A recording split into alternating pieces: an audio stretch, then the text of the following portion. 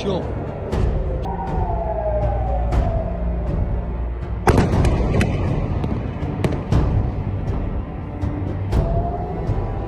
Yo, les filles là!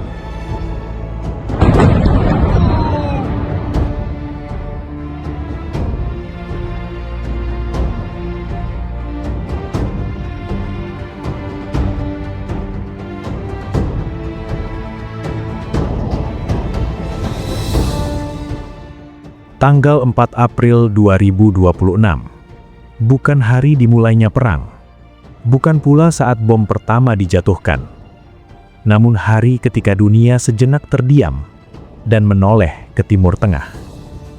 Bukan untuk mencari sensasi, melainkan untuk menyaksikan keteguhan. Iran, sebuah bangsa yang jarang memulai konflik, namun tak pernah tunduk pada tekanan. Ini bukan kisah kemenangan militer. Ini adalah kisah tentang harga diri sebuah peradaban.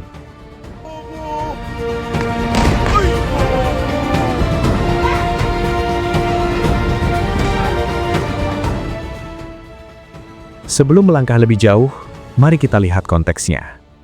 Selama puluhan tahun, Timur Tengah dilanda intervensi asing.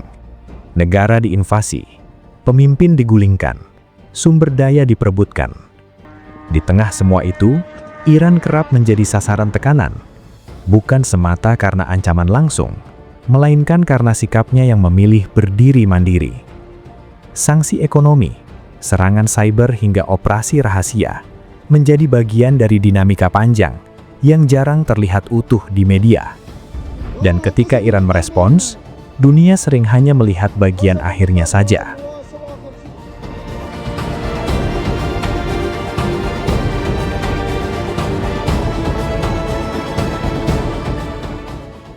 Pada awal April 2026, ketegangan meningkat. Serangan dilaporkan terjadi di sejumlah fasilitas di Iran, termasuk yang berkaitan dengan program nuklir sipil. Korban jiwa pun jatuh, termasuk ilmuwan dan warga sipil. Beberapa hari kemudian, Iran meluncurkan respons militer yang diarahkan ke target strategis. Sebagian media menyebutnya eskalasi. Namun bagi Iran, ini diposisikan sebagai langkah balasan.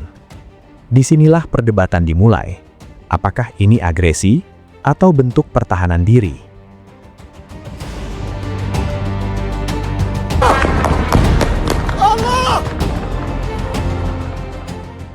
Satu hal yang menjadi sorotan dunia adalah kemampuan pertahanan Iran. Di tengah sanksi panjang, negara ini mengembangkan teknologi militernya secara mandiri. Sistem pertahanan udara, rudal presisi, hingga drone menjadi bukti investasi jangka panjang.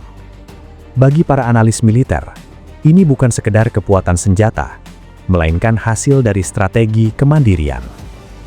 Dalam setiap konflik, satu hal selalu menjadi perhatian utama: korban sipil. Laporan dari berbagai pihak menunjukkan bahwa kedua sisi mengalami dampak, meskipun dengan skala dan narasi yang berbeda.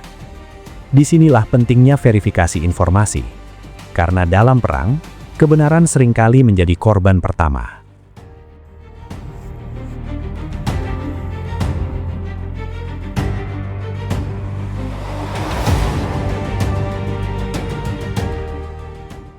Iran bukan pemain tunggal di kawasan. Hubungannya dengan berbagai kelompok dan negara membentuk apa yang sering disebut sebagai poros regional. Peran Iran terlihat dalam berbagai konflik, mulai dari Irak, Suriah, hingga Yaman. Bagi pendukungnya, ini adalah bentuk solidaritas. Bagi lawannya, ini dianggap sebagai ekspansi pengaruh. Dua perspektif yang terus bertabrakan.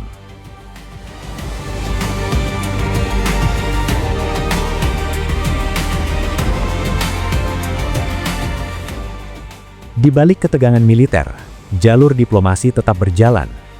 Delegasi bertemu di berbagai forum internasional, membahas kemungkinan deeskalasi. Namun perbedaan kepentingan membuat setiap kesepakatan menjadi rumit. Iran menyatakan kesiapan untuk berdialog, namun dengan syarat keamanan yang jelas. Sanksi ekonomi yang bertahun-tahun dijatuhkan tidak sepenuhnya melumpuhkan Iran. Sebaliknya, negara ini mengembangkan industri dalam negeri di berbagai sektor, dari energi, teknologi, hingga manufaktur, semuanya diarahkan pada kemandirian. Ini menjadi fondasi penting dalam menghadapi tekanan eksternal.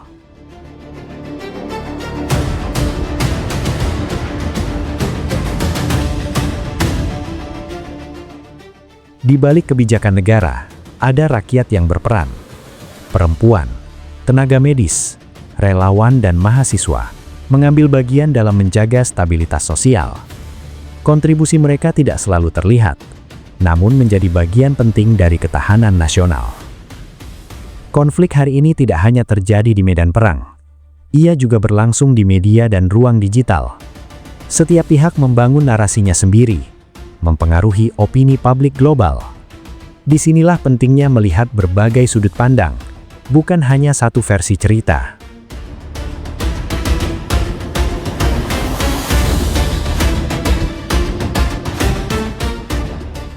Pertanyaan besarnya adalah kemana arah semua ini?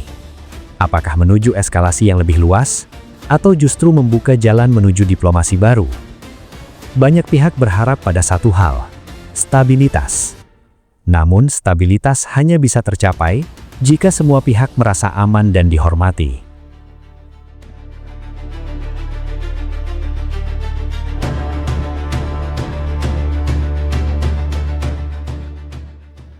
Tanggal 4 April 2026 bukan sekedar catatan waktu. Ia menjadi pengingat bahwa konflik selalu memiliki banyak lapisan. Tentang kekuatan, tentang kepentingan, dan tentang manusia di baliknya. Dunia mungkin berbeda pendapat, namun satu hal pasti, sejarah akan mencatat semuanya.